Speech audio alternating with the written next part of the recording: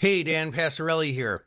I'm often asked when markets are down quite a bit, as they are today, if you're watching this video today, the day I recorded it, if it makes sense to continue selling covered calls and rolling them out to further expirations when they're about to expire or when you can buy them back for a nickel. And the answer is, there's a couple of things here to talk about. First of all, the answer is typically yes. Why?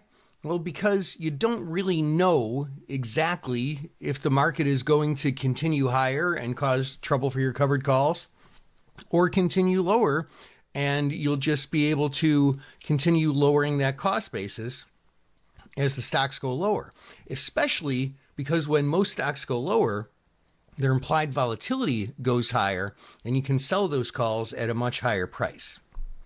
Now, of course, once you get to the capitulation point, which we talked about in yesterday's video, which I don't think we're necessarily there at this point, that's when I always put the brakes on covered calls and wait. But that usually requires not just a correction, but a full out bear market, real panic, blood in the streets.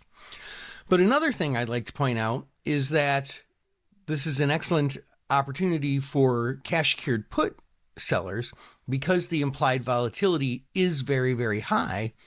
You can sell those puts at a much higher price because of the implied volatility in Vega than you otherwise would be able to.